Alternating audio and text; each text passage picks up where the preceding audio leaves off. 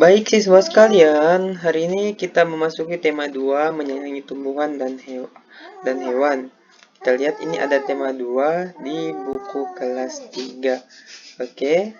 Nah, sebelum kita masuk ke subtema 1 pembelajaran 1, terlebih dahulu kita perkenalan dengan tokoh-tokoh yang ada dalam sini. Yang pertama ada Meli, Udin, Beni, Dayu, Lani, Siti, dan Edo. Oke. Nah, selanjutnya setelah kita berkenalan, karena bukunya ini adalah buku elektronik, maka kalian sudah mendownload dan mempelajarinya, atau bisa dibawa kemana-mana daripada kita menggunakan buku cetak, ya. Kita gunakan buku elektronik ya untuk memudahkan. Oke, kita masuk di subtema 1 manfaat tumbuhan bagi kehidupan manusia. Ingat, kita mau belajar manfaat tumbuhan bagi manusia, bagi kehidupan manusia ya. Ya, tumbuhan di sekitar kita itu banyak. Ya, yang namanya tumbuhan berarti selain manusia dan hewan. Ya, rumput juga termasuk tumbuhan. Pohon termasuk tumbuhan. Manfaat yang diberikan oleh tumbuhan itu sendiri yang kita rasakan secara tidak langsung itu apa namanya oksigen. Oksigen kita perlukan untuk bernapas. Ya, secara teori ketika tumbuhan melakukan fotosintesis atau membuat makanannya dengan bantuan sinar matahari, maka dia akan mengambil karbon dioksida atau sisa-sisa pernapasan manusia itu langsung digunakan untuk memasak dan hasilnya akan menghasilkan oksigen sehingga kita bisa bernapas. Nah, itu manfaat tumbuhan.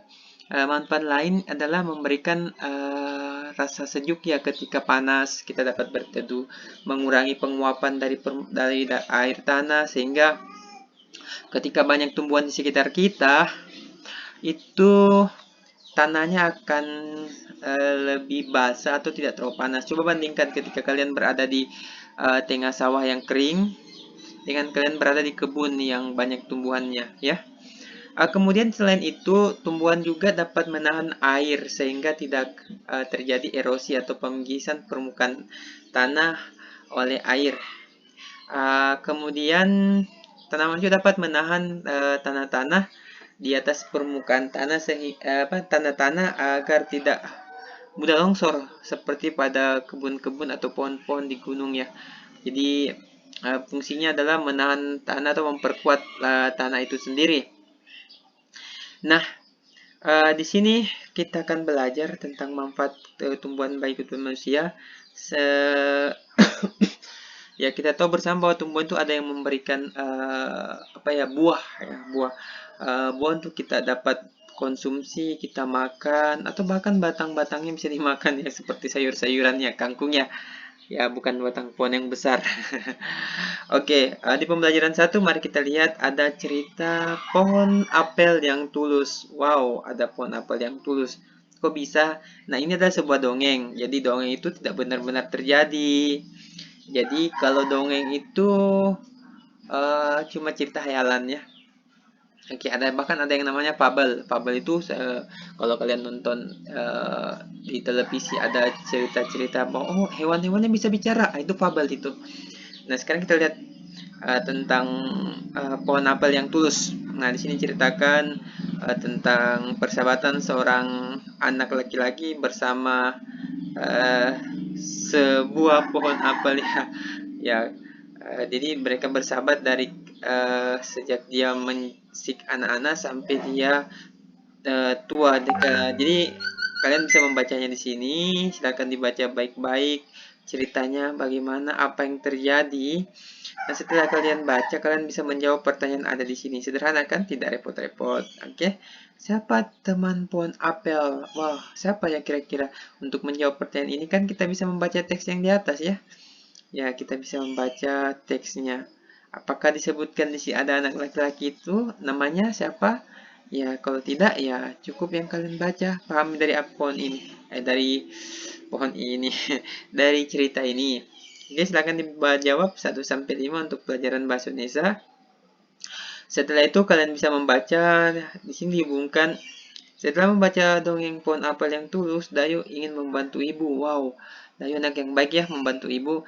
Dia membantu membersihkan halaman. Nah, selain membersihkan halaman, ternyata Dayu juga anak yang pintar. Jadi daun-daun yang dia pungut itu dia gunakan untuk belajar. Ya, jadi Dayu itu sebenarnya kalau kita meniru dari sikap Dayu, kita bisa belajar dari mana saja ya. Ini kita lihat dia pungut daun-daun. Kalau kemarin kita belajar di kelas menggunakan batu-batu, bukan batu untuk digunakan berkelahi melempar teman-teman atau melempar mangga ya. Kita belajar menggunakan batu untuk belajar bagian. Nah, di sini Dayu menggunakan daun-daun ini untuk belajar matematika. Apa yang dipelajari matematika? Ternyata Dayu mau belajar tentang penjumlahan. Loh, kok penjumlahan? Ya, jadi penjumlahan di sini Dayu gunakan sebagai contoh seperti ini. Dayu membuat kotak. Ingat kotaknya? Kotak, kalau kemarin pembagian kan kita membagi-bagi. Nah, dia buat dua kotak. Kotak pertama, kotak kedua. Ya, kotak pertama dia isi 35 helai daun kering. Ya, oke. Ini 35 ya. Kalau kita belajar dari perkalian nih 1, 2, 3, 4, 5, 6, 7. Jadi 1, 2, 3, 4, 5. 7, 5. Ada 5 kali 7 berulang menjadi 35. Nah, di sini 1, 2, 3, 4, 5. 5 lagi, 15. Seperti yang ada di atas sini ya. 35 dan 15. Nah, kalau kita tambahkan 35 dan 15 ini, 35 daun kering ini dan 15 daun kering ini akan menghasilkan angka 50. Nah, pertanyaannya bagaimana kalau kita balik? 15-nya di depan, 35-nya di belakang. Oke, kita lihat. Kalau ditukar, sama saja. Kenapa menghasilkan 35? Karena jumlah yang di kanan dan yang di kiri cuma ditukar. Oke, sama kalau kita menjumlahkan tangan kanan dengan tangan kiri. Tangan kananmu kamu hitung ada berapa jari? Tentu ada 5 ya. Tangan kirinya ada 5 jari. Kalau kita silangkan tangan kiri pindah ke posisi tangan kanan pindah ke posisi tangan kiri, apakah jumlahnya berubah jadi 11? Tentu tidak kan, hasilnya tetap sama 10. Sama dengan ini namanya sifat pertukaran dalam penjumlahannya. Jadi dia pertukaran artinya dia akan ditukar, walaupun dia ditukar tetapi hasil penjumlahannya tetap sama. Oke. Kalau di sini kita lihat 35 tambah 15 sama dengan 50, 15 tambah 35 tetap saja 50. Jadi 35 tambah 15 sama dengan 15 tambah 35. Oke. Jadi saya ulang. 35 tambah 15 sama dengan atau sama saja kalau 15 tambah 35. Sama kalau kita jumlahkan begini. 35 tambah 15 sama dengan atau sama saja 50. Atau sama jumlahnya dengan 50. Hasilnya sama dengan 50. Kalau kita bahasakan 35 tambah 15 sama dengan 50. Hasilnya sama dengan 50. 15 tambah 35 sama dengan hasilnya sama dengan 50. 35 dan tambah 35 ditambah 15 hasilnya sama dengan atau sama saja atau sama dengan 15 tambah 35. Oke, kita lihat contoh yang lain. Kini cuma ditukar kiri kanannya, sederhana. Oke, di sini kalian tinggal mengisi, dipahami. Kalau sudah paham dari penjelasannya Pak Guru yang di atas, ya sederhana. Ingat, kalau kalian lupa sifat pertukaran, ingat tangan kanan dan tangan kiri. Apakah tangan kanan dengan tangan kiri ketika ditukar posisi tangannya jumlahnya akan berbeda? Tentu tidak kan? Di sini silakan kalian kerja halaman 7. Nah, terakhir di sini Dayu pergi ke tamasya ke gunung ya. Kalau lagu yang enak kita dengar itu lagu apa ya? Naik ke puncak gunung, tinggi sekali. Oke. Nah, di sini ada SBDP, ada tugasnya menyanyi, ciptaan A.T. Mahmud ya. Ini A.T. Mahmud ya. A.T. Mahmud. Kalau kira-kira Balon Kuda 5 ciptaannya siapa ya kira-kira ya? Oke. Backgroundku ada 5. Kira-kira ciptanya siapa ya? Bisa bantu Pak Guru cari ya? Oke. Oke, nah sekarang kita lihat. Ini ada lagu ya. Di sini nggak mungkin bisa dibaca ya. Ini kan namanya apa ya, tabulasi ya. 1 2 3 do re mi fa fa fa. Oke, do re mi, do re mi mi mi mi, do re mi mi mi mi, sol fa mi re.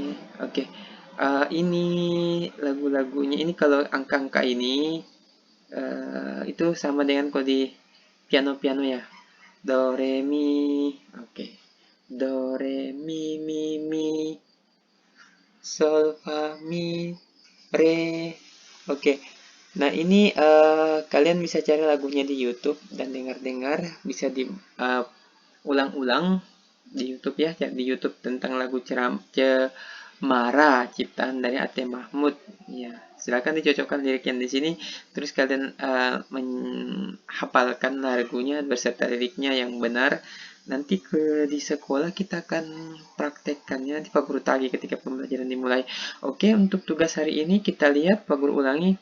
Tugas hari ini adalah neneng di halaman 4, kemudian di halaman 7, dan terakhir di halaman berapa? Halaman 9. Iya, ini tugas halaman 9, kita menghafalkan lagu. Oke, selamat belajar.